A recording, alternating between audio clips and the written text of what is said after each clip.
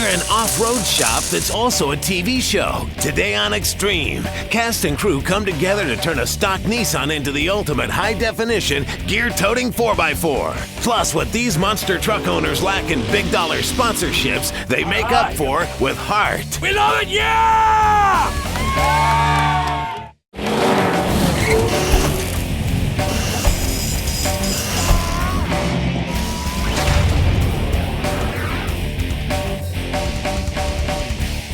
Welcome to Xtreme 4x4, and today we're going to start a brand new trail truck project, but this one is going to be a little bit different. And to give us some inspiration, we have a little artist rendering going on over here. Well, this truck isn't going to be for us. It's going to be for our film crew. Now, when we go out on a trail ride or go to an event, people are asking us questions about our projects left and right. But just as many people are asking us questions about what it's like to shoot a television show. Questions like, how many days does it take to make a TV show? Do you guys have one cameraman or more? Do you work from a script or do you make it all up? Well, we're going to answer all those questions today and more. And we're going to start with, on average, how many bags of sunflower seeds do you eat during a shoot week? About 3 or 4. It helps load the digestive system. Clean colon is a safe colon. But we're actually going to start with, what's it like to shoot on a trail ride? You see, when we go to an OHV area or an off-road park to pay off one of our vehicles, we bring a lot of stuff with us. Everything from recovery gear, to tools, to spare parts, to extra fluids, safety equipment, a cooler for all of our snacks and beverages, and that's not even including any of our television equipment. Stuff like at least 2 high-def video cameras, batteries, microphones, lights, tape, gear bags, cables, mini cameras for those great point of view shots the guys get. And of course, backup items for everything because our gear sees some pretty tough conditions. Now, unfortunately, all that gear does not operate itself. And while we're riding around comfortable in our suspension seats and fully linked buggies, well, our producer, cameraman, and grip, they normally have to hoof it when they're out on the trail. So we thought it was about time they had a cool vehicle to call their own. So we went out and picked up this '95 Nissan Pathfinder. As you can see, there's plenty of room inside, making it a great crew truck gear hauler. You got enough room for all of their stuff, plus it's tiny enough to get through the trails. Now, we got a pretty good deal on this truck because the engine itself is no good. The actual timing belt crankshaft pulley sheared the keyway, therefore causing the timing belt to skip. Now, we've bought lots of trucks on this show before with bad engines, usually pulled them out and replaced them with a crate motor. But this one, we're going to do a little bit differently. The V6 will be a great power plant for this truck, but we don't know how much damage that timing belt failure actually caused. So we're going to completely tear this motor down, inspect it for damage, repair it, and then put it back in the truck. If you're tearing down an unfamiliar engine, the best advice is to keep everything organized and neat. You can put small parts in baggies and label them, or put the bolts back into the holes they came out of and remember where they go. Breathe, Chris. Now you can do like we did and have a film crew shoot the entire disassembly, or grab a digital camera and take pictures along the way. You have a bunch of choices when it comes to rebuilding your engine. You can simply fix the damage that you know about using the bare minimum of parts, or the second choice would be to get a re-ring kit. And that comes with brand new piston rings, rod and main bearings, all the gaskets, and all the freeze plugs that you're going to need. Now, the third option would be to do a complete overhaul, which includes everything that you need in the re-ring kit, plus the pistons, the camshaft, and the crankshaft. Now, no matter which rebuild you choose, whether it be the re-ring or the complete overhaul, there will be some machine work necessary for your engine. Now, the top of the line way to deal with a bad engine is going to be to replace the entire long block assembly with either a brand new or rebuilt unit like this one here. Now, there is a benefit to doing this, and that is you're going to get a warranty, and depending on the manufacturer, that can be up to 3 years long. Now, the drawback, obviously, this is the most expensive option, but sometimes it's not. You don't really know how much it's going to cost to fix a bad engine until you completely disassemble it and inspect every single piece. Price that piece, and then you'll have a real-world figure that you can work off and decide whether fixing it or replacing it is your best choice. No track, no rules can mean only one thing: monster truck freestyle. When Xtreme 4x4 continues.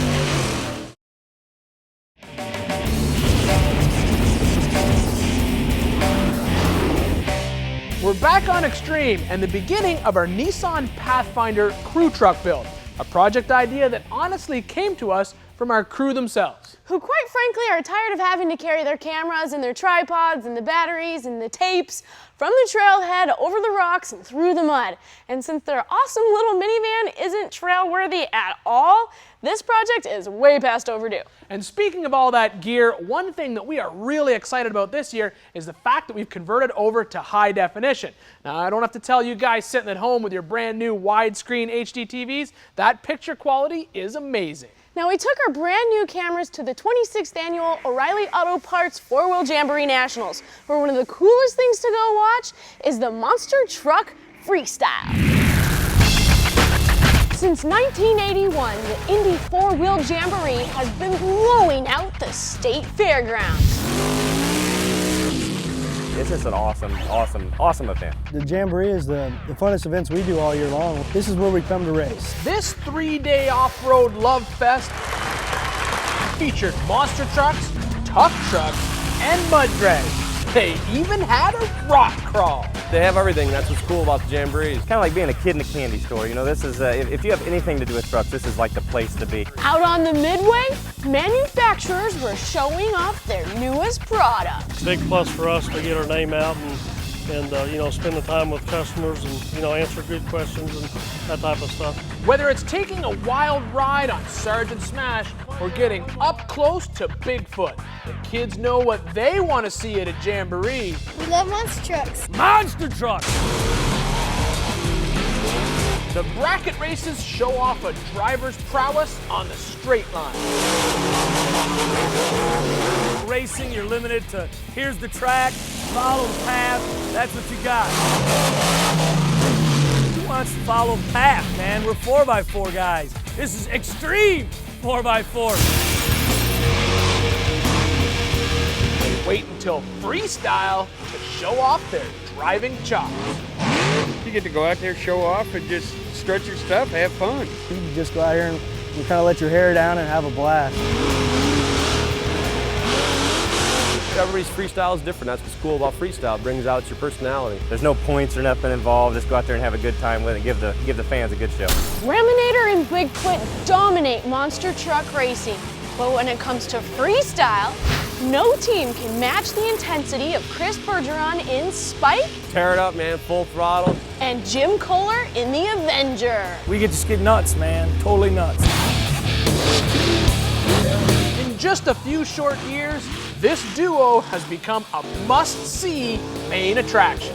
When it comes to freestyle, them guys know how to freestyle. They run hard in the races, but the freestyle, they just get out there and lay it down on you. When I go out for freestyle, I give it everything I got because that's why I do it. I do it to have a good time and have fun. If I got to hold back, I might as well just stay home. While some teams are backed by billion-dollar corporations, these guys do it on their own. We have a regular job. My partner Chris is a plumber. I run a marina. That's what pays the bills. With their semi-lax and shiny new parts, the team makes do with something more important. It's all about having the heart of the sport and wanting to win. It's not about the big corporate thing and the money and all that stuff. Those big corporate teams don't have nothing on us. They may have the money, but they don't have the heart that we have, man. We're here to kick. Can't say on TV, but that's what we're here to kick. Their freestyles have become the stuff of legend.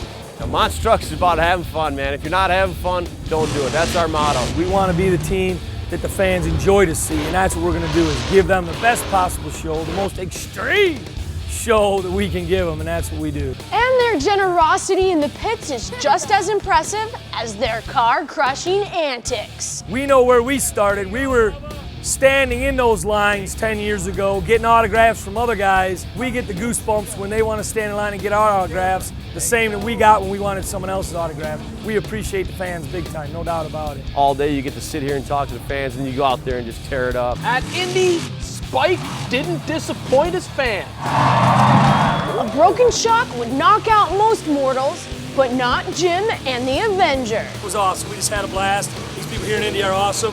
We love it, yeah! Yeah! I love Chris's truck. Spike. Isn't that appropriate? There's two things I love about this guy. Number one, it takes some huge cojones to pull off jumps like that. And number two, he does it all without big money sponsorship, all on his own dime. We're back in the Xtreme shop inspecting the broke down engine that we pulled out of our 95 Nissan Pathfinder that we're building for our production crew to use when we go out on our trail rides. Now we want to make an educated decision as to why this engine stopped working, and that means inspecting every part. The engine block for our truck is a typical cast iron V6 engine. With all the internals removed, the cylinder walls are checked for scoring or cracks. The main bearing bridges should also be checked for cracks. Finally, with no rings on a piston, we'll slide a long feeler gauge between the piston cylinder wall to check for piston clearance. Now, every engine has a list of acceptable tolerances and can be found in most manuals, like this Chilton manual we picked up at our local O'Reilly Auto Parts store. Now, considering we have an 18 thousandths feeler gauge in between the piston and the cylinder wall means we have excessive piston clearance, meaning this whole engine needs to be bored out and have new pistons installed. Now, if we were to just replace the rings, they wouldn't seal properly and this engine would burn oil. Now we know that the block is going to need to be machined and all the pistons replaced, so we're not going to spend a lot of time cleaning these stock ones and having a look at them. But one thing that was pretty obvious when we took this engine apart is that a valve has contacted the top of this piston and caused it to be damaged. Now the reason that happened is because our Nissan is what's called an interference engine, and unless the valve timing is perfect, that kind of damage can occur. Now we expected this might happen in this motor because when we took it apart, we found that the front crank timing gear had actually spun off of this keyway. You can see how it's opened up this opening right here. That is what caused this engine to suffer this catastrophic failure. So right now we need to add to our price list, obviously, a new crankshaft to replace this one because it's damaged, all new pistons. Now the connecting rods themselves checked out okay, so we can at least save that one part. Now with the short block looked over, we can move on to the top end of the engine, meaning the cylinder heads. Now the one thing about this head that we want to watch out is that it's made out of aluminum, like a lot of typical newer V6s. Now that means that the aluminum is different than the cast iron and expands and contracts at a different rate during the engine's heating and cooling cycle. So we want to check it to see if it's warped. If I can fit a 5/1000ths of an inch feeler gauge between a straight edge and the cylinder head mating surface, it will mean that that cylinder head has become warped. We'll have to machine it before we put it back on. Now this one is okay, but we need to check the valves before we call this head good. With the valve spring removed and the valve pushed about halfway open, we use a dial indicator with a magnetic base and measure the side-to-side movement of the valve itself. Now what we're checking right here is the valve guide clearance. Inside the cylinder head is a guide that the valve rides on as it opens and closes. Now this guide can wear as the engine gets miles on it. Now what happens when that guide wears is oil will drip down the valve stem and sit on the back of the valve itself when the engine's not running. That's what causes that big cloud of blue smoke when you first start up an old car after it's been sitting overnight. Now our manual says we can have 2.9 thousandths of an inch worth of valve guide clearance, and on this valve we have over 5. So we know that the guides in this head are honestly no good. They need to be replaced. While we're at it, best to take all the valves out and replace ones that are obviously damaged that hit the pistons, as well as give it a complete valve job and replace all the seals. Now with all that work needing to be done to this head, it's honestly going to be cheaper just to replace it. Which is exactly what we're gonna do with a brand new long block. At about $2,500, it was the best deal we could get for our money. If we were to rebuild what we had, a master overhaul kit with pistons would be about $550, a crankshaft at $2 1/4, machine work to the block at about $200, and remanufacture heads at a total of $1,000, giving us a grand total of $1,975. Now the long block was more money, but not much when we added up everything that we're gonna need for the truck. Plus it'll save us time and it comes with a 3-year warranty. Well worth the extra $500. Now obviously you have to transfer everything over from your original long block onto the new one. Now this is a great time to install a bunch of tune-up items like spark plugs, spark plug wires, cap and rotor. but it's also a good time to replace stuff that wears out, like the alternator and the starter.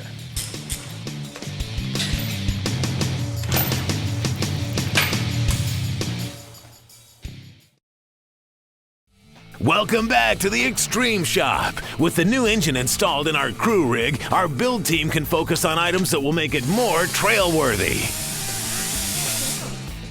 Now, honestly, one of the reasons that you don't see a lot of Nissans out on the trail is that they don't share the same level of aftermarket support that other popular brands have, like Jeeps or Toyotas. But one company that's been filling that void for years has been Cal Mini, so it seemed only logical that that is who we would call for a 3.92-to-1 low-range gear set for our transfer case, and they simply install and places the factory gears inside the case.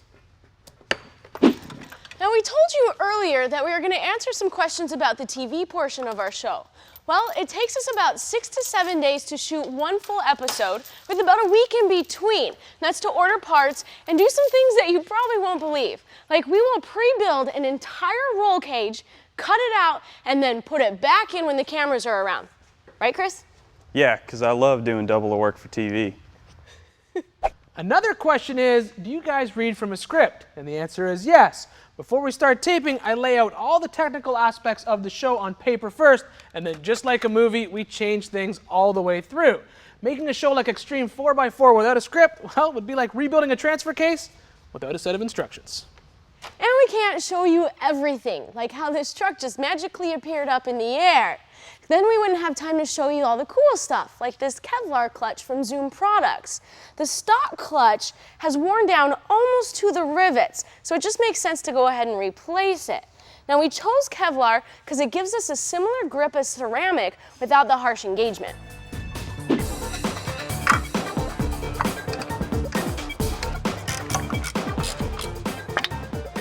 Well, there you have it, guys. A great beginning to our crew's new ride. And since they're going to be the ones behind the wheel, we're going to let them design the inside. So tell us what you're thinking.